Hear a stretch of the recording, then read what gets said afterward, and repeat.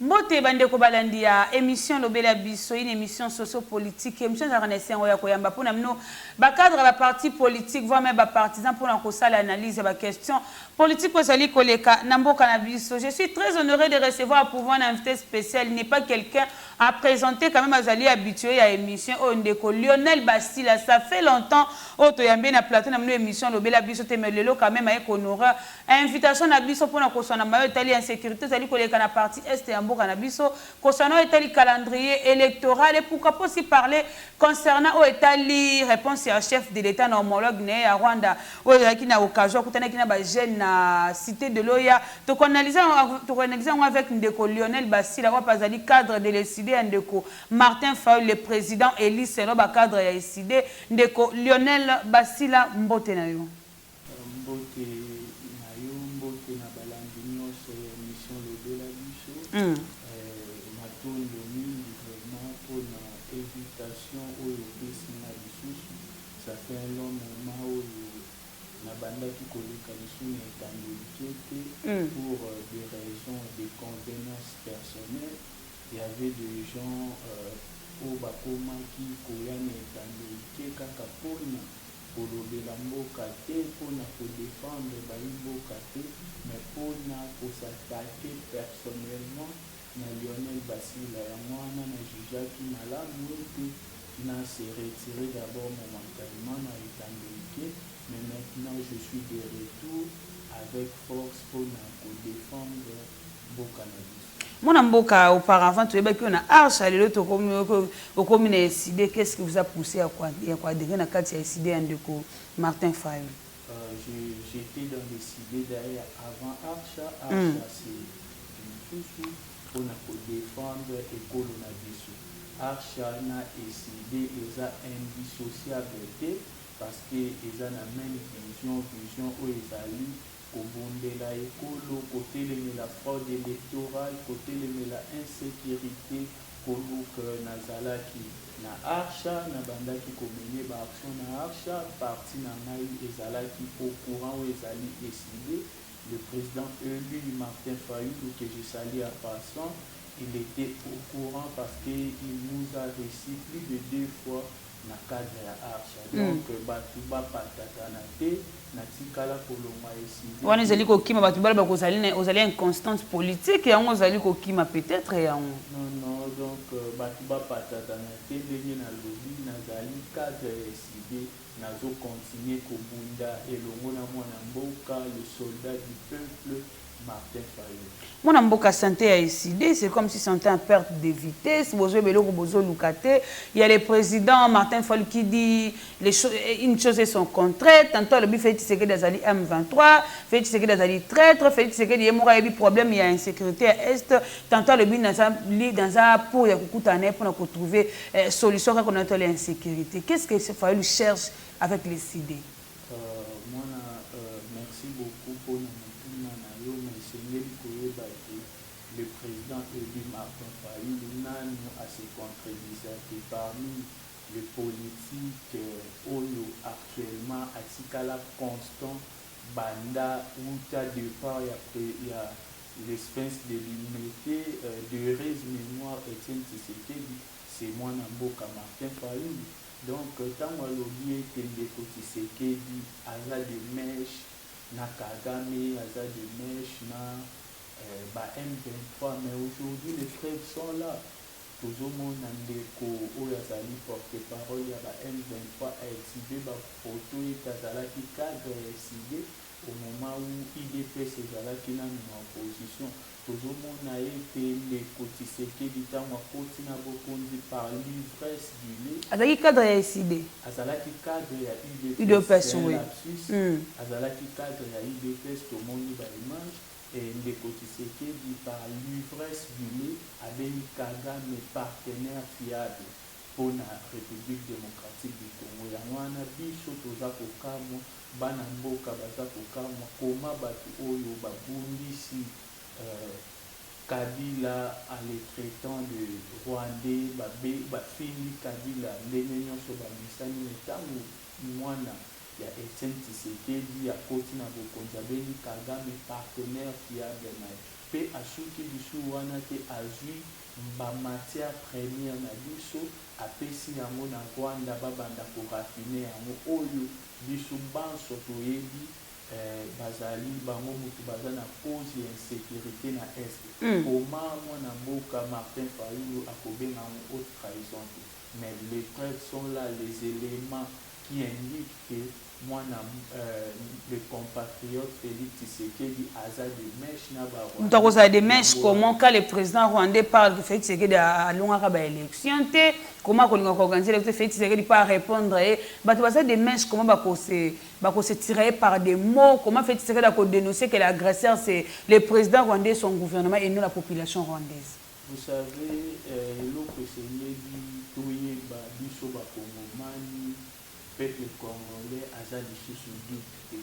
Peuple congolais aleki déjà stade oyo ya ba parole. Peuple congolais akomi motu moko azozela nde amona ba action. Ndeko Tshisekedi alobi mingi tomoni ata mosala moko te tokosuka lisusu na kondima maloba na ye te po biso na eside totikala kondima maloba na ye te ntango azoloba ete Kagame aza boye Kagame moto azali nsima ya terreur azokotela ba peuple rwandais asali différence ke eza régime ya Rwanda nde eza mabe Paul Kagame en tête. Mais nous, où est le problème de décider eza problème na bango moko mariage na ye na Kagame donc basalaki Kagame Kabila Félix ça n'a rien à voir na peuple congolais. Pour le moment, le peuple congolais est vraiment préoccupé par le problème de l'insécurité dans l'Est, le problème du mariage Kagame-Félix. Ça ne nous concerne pas parce que Félix Azali un danger pour la République. Un danger, c'est quand même grave. Hein? Oui, Azali na prison injustement, déjà à l'ansaki, à moi, le lot de Tshisekedi faut la considérer comme un danger public. Et Nazali pour marteler le sous Banamboka, Bolanda Maloba, Ndeko Tshisekedi. Ndeko Tshisekedi Maloba naïe, il faut prendre ça avec beaucoup de facettes parce qu'il n'y a pas longtemps, Yemoko Loba qui était Kagame, c'est un partenaire fidèle. Et je vais encore ajouter un truc au Tikoloba que moi Namboka, Martin Fayulu, Azoluka Poutanana, compatriote. Na président de la République Félix Tshisekedi. Compatriote Félix Tshisekedi a gagné ma ponamité, na koki kobenge mo konzamboka te, mo konzamboka ezali Martin Fayulu. Le peuple congolais a voté. Mais vous allez faire vivre Martin Fayulu dans 100 jours comment? La réalité n'est pas ce que vous dites. Hein? La vérité est aujourd'hui, Kagame et Mokazolo Bango, que Mouto a gagné qui m'a pronommé. Ezali Martin Fayulu. Pourquoi avant nous Soana Loba qui était Martin Fayulu Mouto a gagné qui m'a pronommé? Et je reviens sur ce que je voulais dire.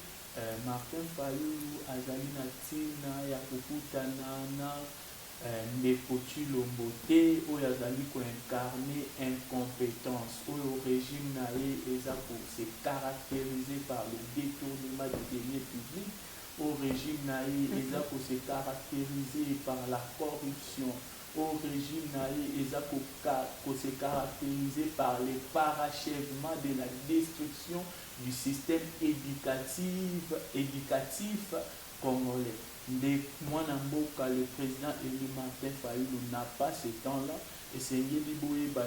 N'a pas ce temps, mais il a parlé avec Olenga Nkoyi. Olenga Nkoyi, Oyebi, oza journaliste, Mnene, Obandi, Lelote, na média, kozala liboso ya caméra. Oyebi ete Ndeko Olenga Nkoyi avivaka par des dialogues, avivaka par des consultations. Et c'est quelqu'un où il a mené lutte ensemble dans l'opposition. On a le président élu Martin Fayulu. Avant, il y a ça la chemin, où le président élu, peuple congolais, vota qui est massivement pour diriger Mboka na biso pendant 5 ans. Il y a Kenda qui n'a pas bonaye, où il y a qui président du conseil des sages.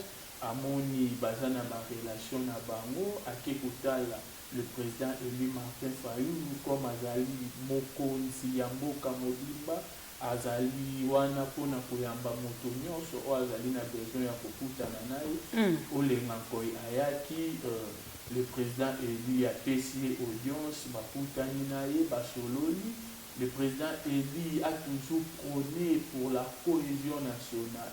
Lorsqu'on parle de la cohésion nationale, on ne voit pas seulement les compatriotes Félix Tshisekedi, le président élu Martin Fayulu, mais on voit tous les Congolais, on voit la société civile, l'opposition, la majorité et la résistance que le président élu Martin Fayulu a dirigé. Le problème, il y a des personnalités, mais c'est un problème structurel, c'est un problème où il est concerné. Parlons de l'insécurité, vous avez dit que Félix Tshisekedi a très oui, insécurité aussi là, mais pour adiper peut-être la population va voter en 2023. Vous allez où vont les choses avec l'insécurité? Êtes-vous sûr que l'insécurité cause à la étendue il y a partie est en 2023? L'insécurité va revenir avant 2023. Pour réussir mon dans la partie est et pensez-vous que la population va considérer la avant 2023 comme le président Félix avait promis? Oui, le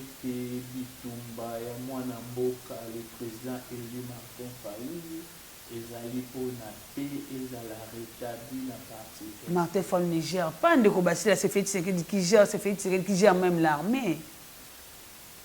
Merci.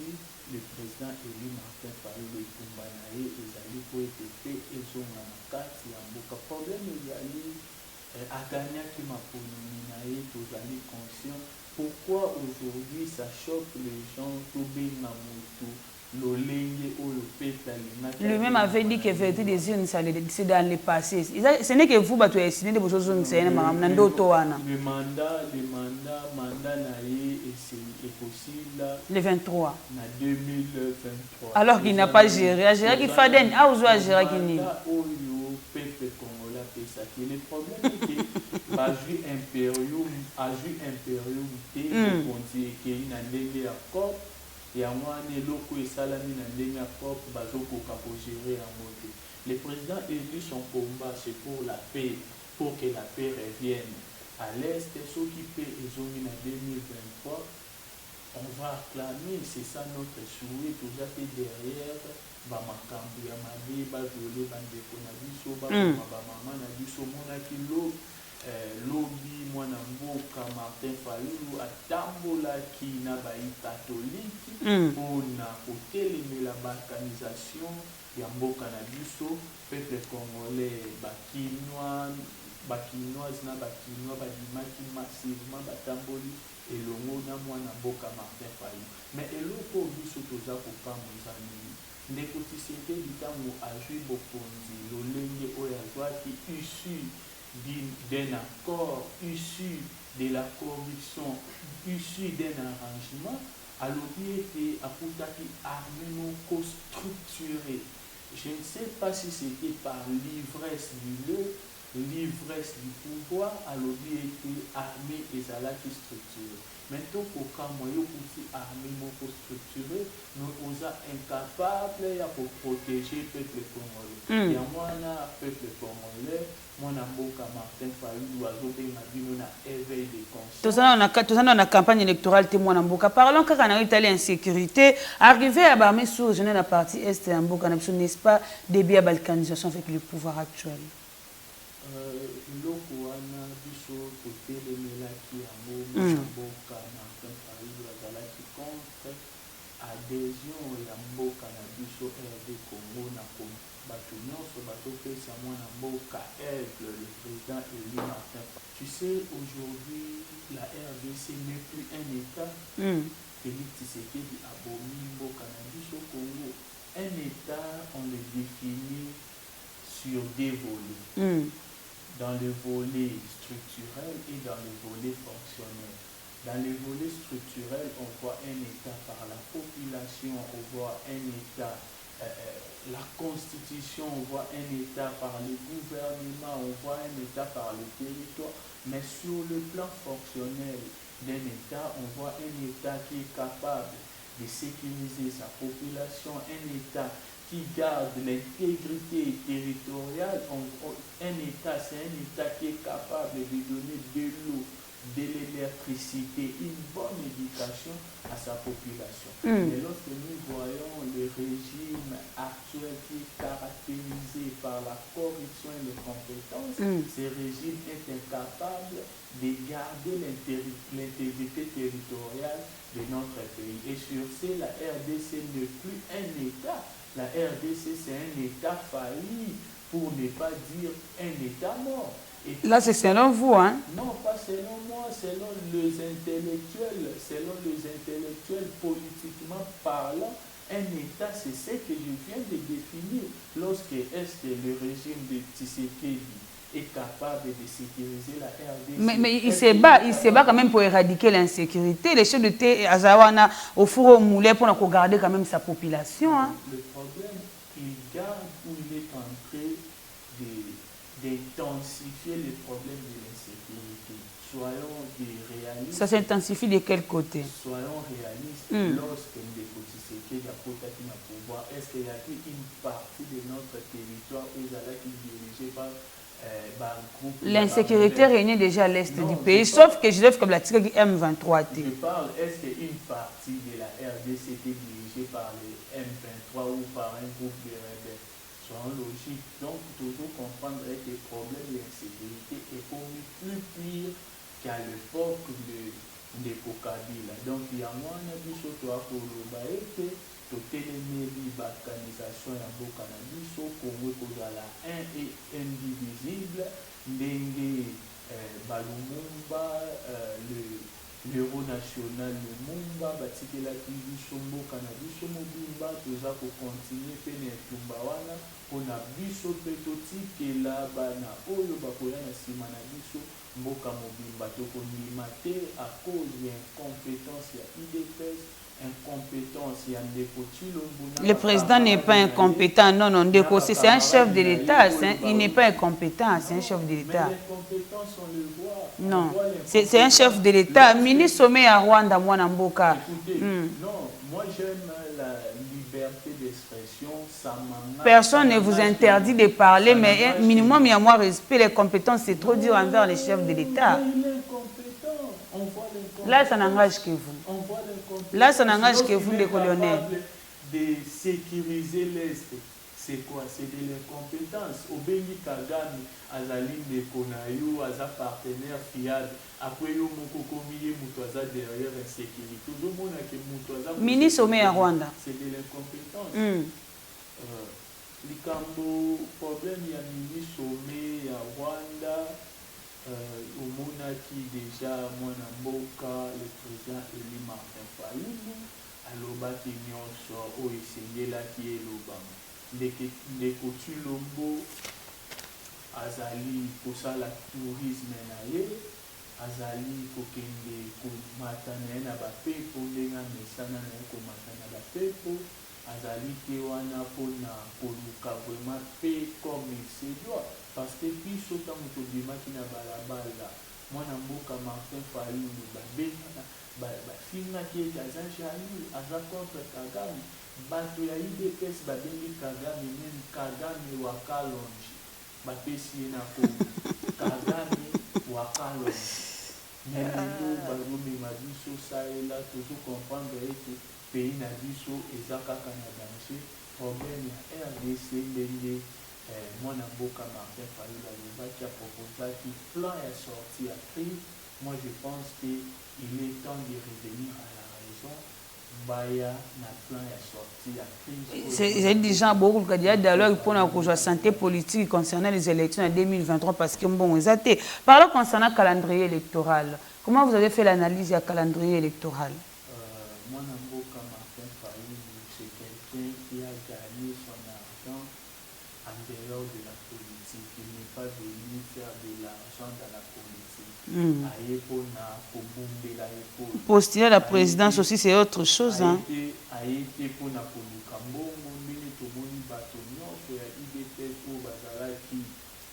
locataires, les lots bakomi babaye, bakomi babila.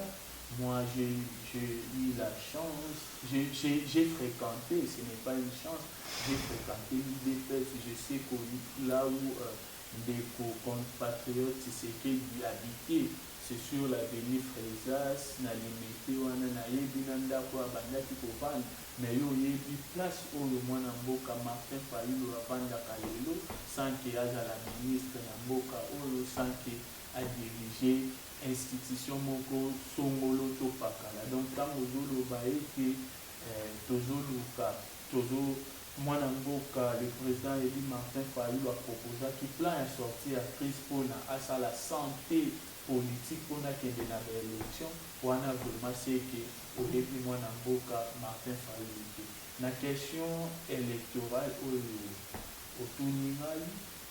Ce qu'il faut savoir est si nous sommes vraiment prêts pour les élections.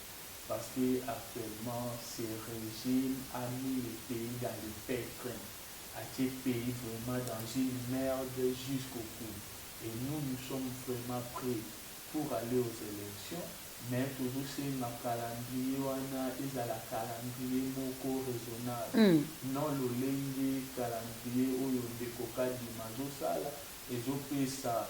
Et je respecte la constitution. Enrôlement pendant un mois pour le Congo, c'est quand même difficile pour les élections. C'est ça le problème. Peut-être que nous avons place, bapesi, bakiti mingi na Kasai, l'espace Kasai, et l'équipe même na Est, où le dit Est des populations à la Kébélé. Donc ce sont déjà des indications qui prouvent que l'élection Oyo et Kozala, élection moko transparente, parce que les Kotulobo, le seul refuge où il y a Zali Namo et Zali Tricherie.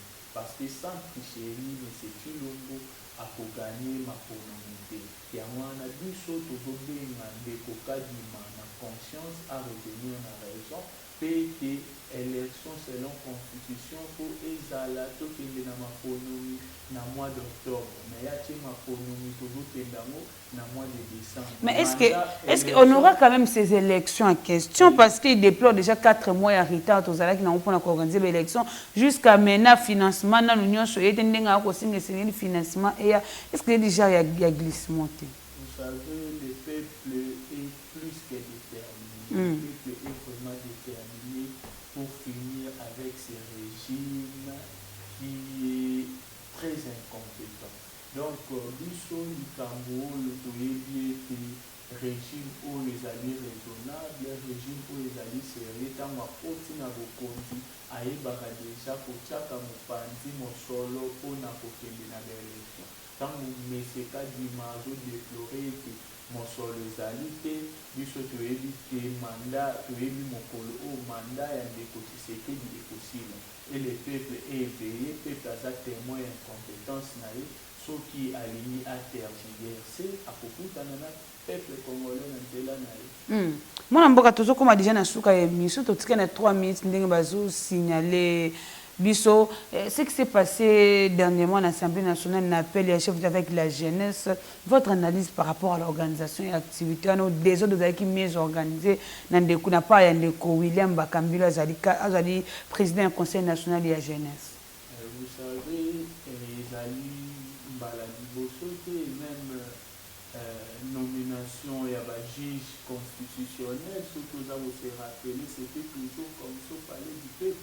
Donc, régime de coutume, les désordre sur désordre. Et d'ailleurs, on a une journée, journée la jeunesse nationale, ils ont une journée, la jeunesse, il y a eu de peste, mais il y a eu quand même. Ils avaient eu de peste. Moi, j'étais sur place, il y a eu tant déjà, il y a la société civile, d'autres partis politiques aussi. Il y a eu quand même de courageux au Bakota qui n'a pas été l'Assemblée nationale, on a mis dans le but que la journée à jeunesse à IDPS. Ministre de la jeunesse, ça n'a pas fini. Asa ministre, il ne fait pas partie. Asa ministre, moi, je suis la jeunesse. Il y a IDPS, Conseil national de la jeunesse, Asa parti. Il y a IDPS. Non, non, Conseil national, William n'est pas de l'IDPS. Hein? renseigne-toi, yo moko mutolo bango, renseigne-toi, ezalaki donc loko moko ya IDPS ne baluki ba institution. Izango même nazo déplorer loko moko ba jeune ba poser des Tshilombo ba question au enseigner qui vraiment que surtout sur le plan sécuritaire. Donc il y a moi ça la actualité les gens mais comment une partie à territoire qui se dirigé pendant plus de 5 mois et pas à rebelle, la jeunesse a été incapable de poser la question à M. Tshilombo. Donc je salue quand même le jeune là que j'ai oublié son nom tout qui M. Tshilombo la question au enseigné là qui M. Tshilombo azalaki incapable. Il a répondu à toutes les questions posées. Réponse incapable de répondre à ma question parce que c'était des questions vraiment très bien réfléchies à déplorer corruption, à déplorer incapacité à M. Tshilombo pour redresser ma troupe. Donc je salue vraiment quelques jeunes aussi. Merci beaucoup, nous sommes arrivés à la fin de cette émission. Dernier mot pour l'émission d'aujourd'hui. Invitation au Pessimali, Pessimbo qui était notre président élu Martin Fayulu. Nous sommes toujours derrière lui à la quête du changement de M. Tshilombo qui n'a jamais. Le changement s'appelle Martin Fayulu et aujourd'hui le Tshilombo a raison sur ce plan-là. Le changement s'appelle Martin Fayulu. Le peuple congolais, soyons aidés, mettre fin à ce régime. La jeunesse congolaise, Bayi Babino Maé, était tous à la déterminer, régime Oyo et la kisi incompétence, et bakisi tout et insécurité, et bakisi tout et délinquance juvénile, Bakoulou na bazongi sous Makasi, et c'est Ndeli Tossi Lissana régime Oyo en 2023 le plus rapidement possible. Ni le sacrifice, ni l'honneur, nous vaincrons. Merci beaucoup. Nous sommes arrivés à la fin de cette émission. Comme vous avez constaté, le plaisir était pour moi de recevoir pour vous Ndeko Lionel Bassilo Azali, habitué à l'émission Lobela Biso. Dès lors, après beaucoup de temps, on dit qu'on y a une émission, on dit qu'on a accepté qu'on aurait une invitation pour l'analyse de la question politique aux Azali Koleka. Nambo Canabiso, je remercie l'équipe qui m'a accompagné aujourd'hui, Ndeko Mozart, Nassima la caméra, Papa Gaston à montage, Ndeko Trésor à la réalisation. Tokuta Nambala Sima, peine invité à Scapo na émission Lobela Biso. Au revoir.